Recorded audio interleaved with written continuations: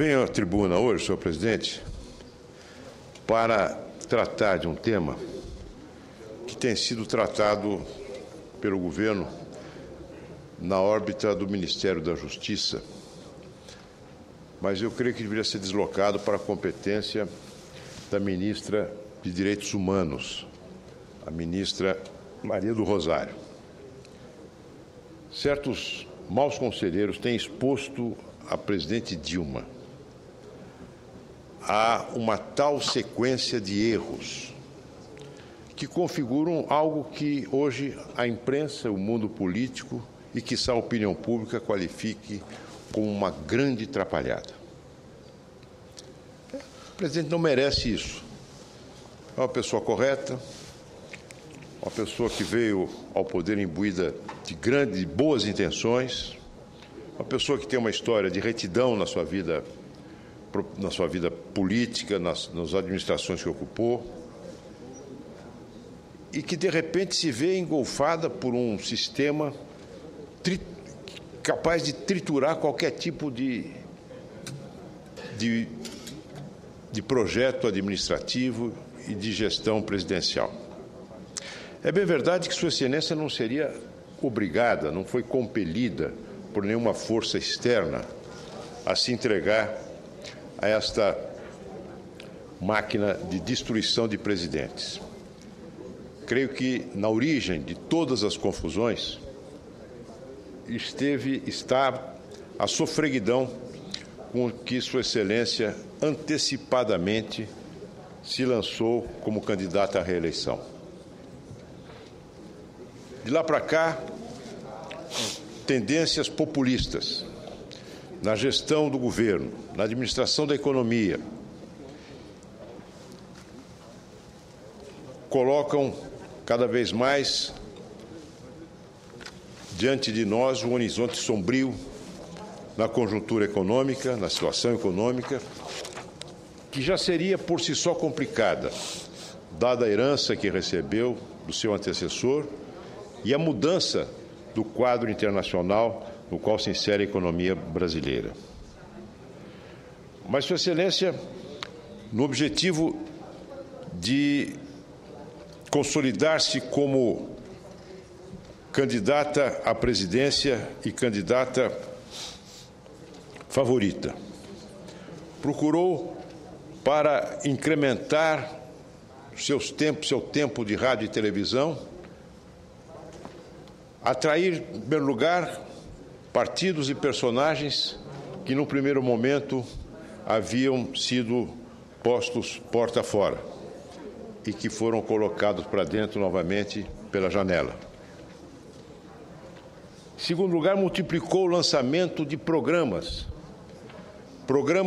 com os nomes de fantasia os mais diversos e que geralmente se referiam a ações já lançadas anteriormente e cuja execução não havia logrado qualquer êxito. Só os adjetivos que visavam a qualificar, para dar ares de novidade, a programas como Minha Casa Minha Vida, já criam uma confusão enorme para quem queira saber exatamente o que foi finalmente entregue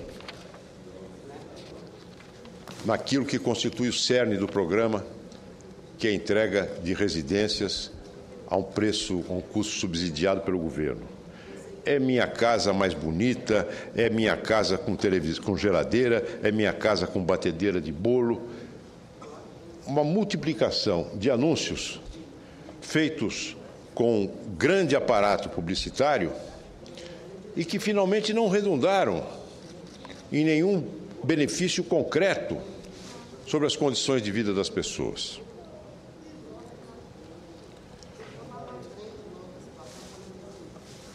Diante do descontentamento demonstrado pelos brasileiros com seu governo, cujos sinais precursores aparecem em pesquisas ainda anteriores à movimentação das passeatas pelas ruas do Brasil, confirmados depois do surto de manifestações que ainda não se encerrou, por uma queda vertiginosa, eu diria catastrófica, do índice de intenção de voto na presidência e de avaliação do seu governo, Sua Excelência se lança numa corrida para frente.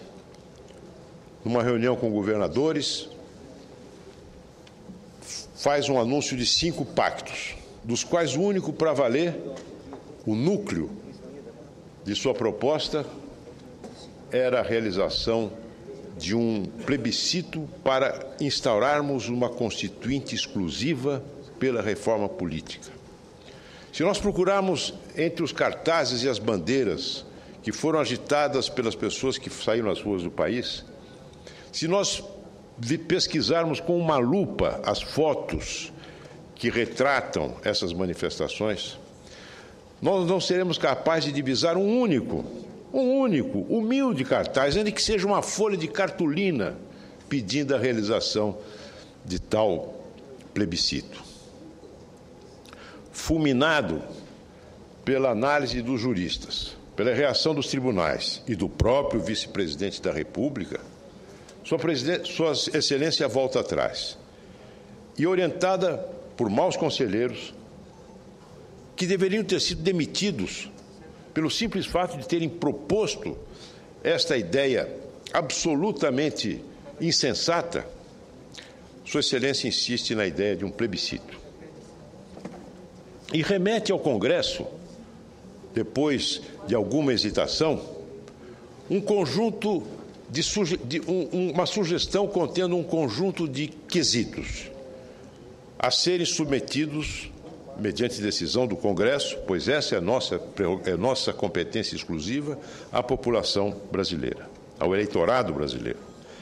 Se nós examinarmos os quesitos que são sugeridos pela Presidência da República, nós vamos verificar uma absoluta heterogeneidade entre eles, em termos de importância para o funcionamento do sistema político brasileiro. Ali vai desde o financiamento das campanhas eleitorais até a forma de eleição dos parlamentares, pelo voto distrital, pelo voto majoritário, pelo voto misto. E o interessante é que essas questões que são absolutamente centrais para o funcionamento do sistema político vêm de cambulhada com uma questão absolutamente secundária e que não deixa de ser importante, mas que pode ser resolvida aqui entre nós, no Senado, como, aliás, já começa a ser resolvida, que é o tema do suplente de senador. Quer dizer, Sua Excelência se lança com absoluta falta de contenção em busca de uma reforma política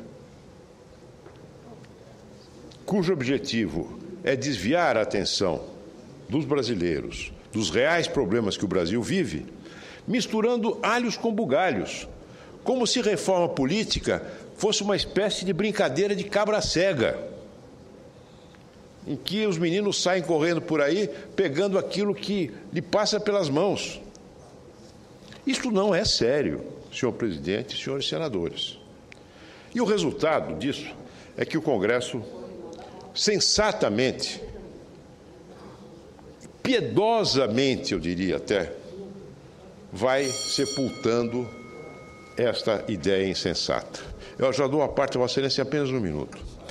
Mas o que eu constato hoje, senhor presidente, além do fracasso de uma iniciativa política, um fracasso retumbante, é que nós, e aí eu digo, me refiro à Presidência da República e ao Congresso Nacional, nos lançamos numa corrida frenética para atender a voz das ruas, como se a voz das ruas não fosse absolutamente unívoca em exigir boa gestão, exigir bom governo, governos honestos, governos eficientes, que atendam às questões da saúde pública, do transporte coletivo. Nós aqui, no Congresso Nacional, estamos também envoltos nesse frenesi legislativo. E é preciso...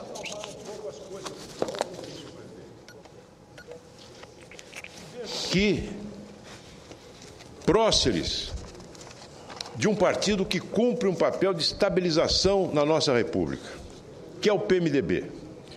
O senador Luiz Henrique, o senador Moca, o senador Eduardo Braga.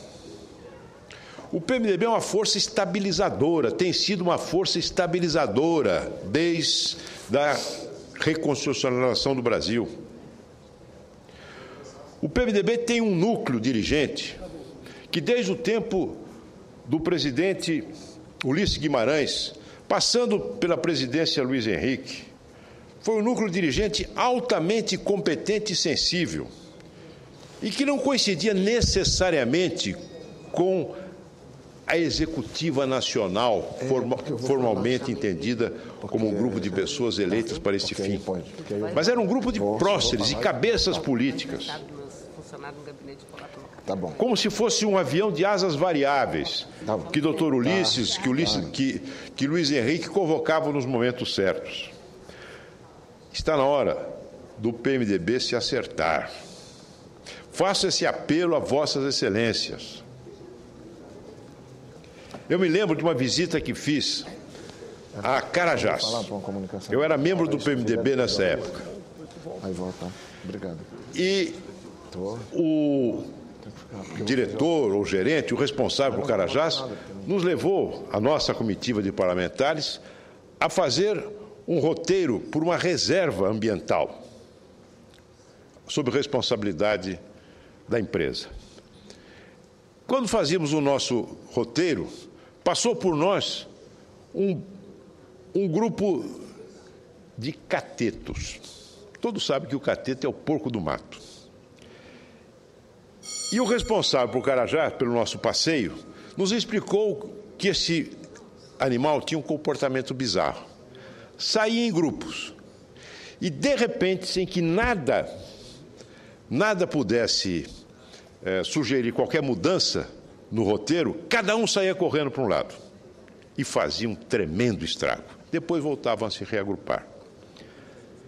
E um ilustre membro do PMDB, aliás, hoje ministro, homem inteligente, meu amigo há mais de 40 anos, conhecido pela sua verve e seu bom humor, me disse o seguinte: Aloysio, o símbolo do PSDB é o tucano. Eu não sei bem porquê, mas o símbolo do PMDB podia ser o cateto, porque é capaz de andar junto e, de repente, sai correndo cada um para um lado. Está na hora, meus queridos companheiros do PMDB, de vossas excelências voltarem a andar juntos, restabelecer um mínimo de equilíbrio nesse universo conturbado do nosso mundo político, um equilíbrio entre a Câmara e o Senado, para que nós possamos nos concentrar numa pauta legislativa produtiva, eficaz, realista, evitando desperdícios, responsável do ponto de vista fiscal, responsável no ponto de vista do encaminhamento das reais questões do país. E podem, vossas excelências, contar com o apoio do PSDB para isso, se for necessário. Eu creio que está na hora de colocarmos um pouco d'água nessa fervura. E creio que a responsabilidade do PMDB, especialmente de todos nós, mas do PMDB pela sua força numérica, pela sua tradição democrática, pela sua capilaridade, pela influência que tem no Congresso Nacional e no Senado e no governo, tem hoje uma responsabilidade maior do que a de todos nós. Vossa Excelência permite. Eu acabei me estendendo demais, mas se o presidente conceder, me der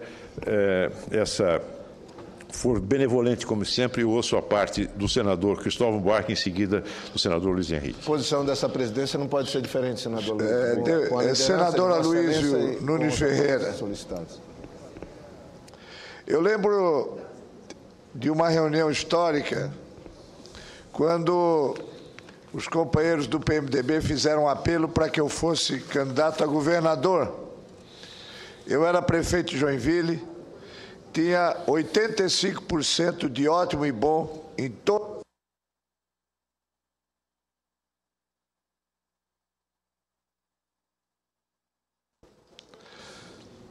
No meio daquela reunião, um companheiro desalentado, desiludido, frustrado, magoado, desacorçoado, desesperançado, pediu uma parte e disse: mas o Luiz Henrique vai ser candidato a governador para quê?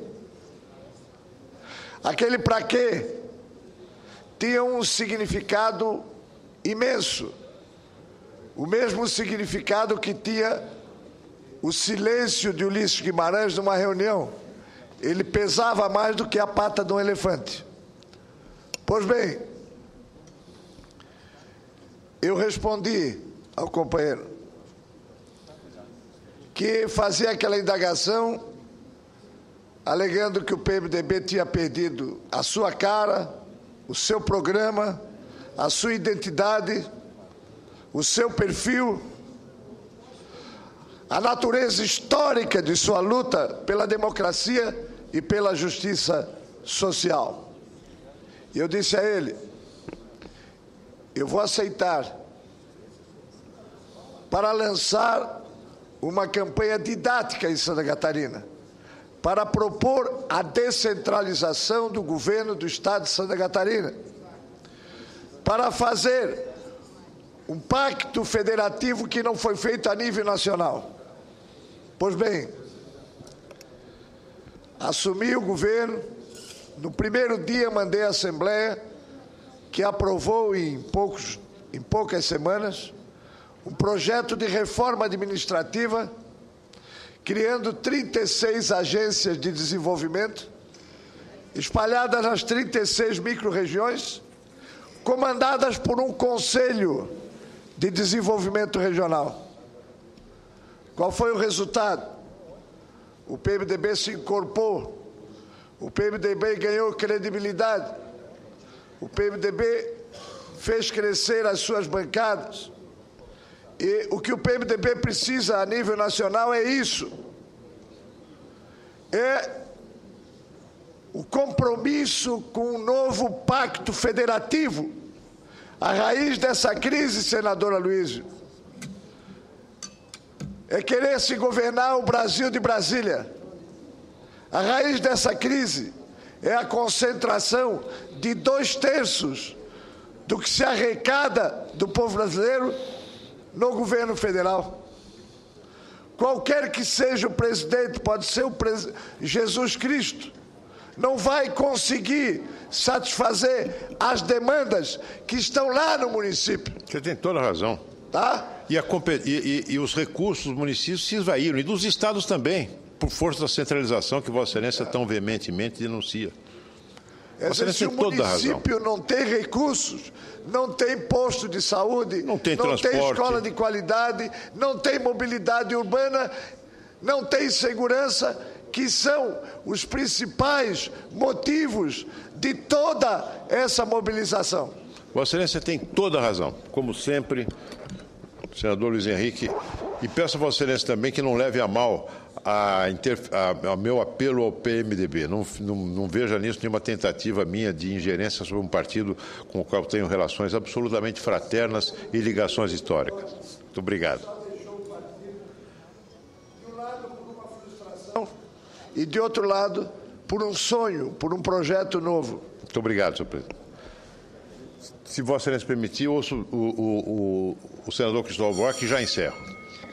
Senador, eu não vou entrar nesse debate do PMDB, mas eu quero dizer que eu comparto com o senhor com a metáfora do animal, que eu não entendi o nome. Cateto. Cateto, para quase todos os nossos partidos.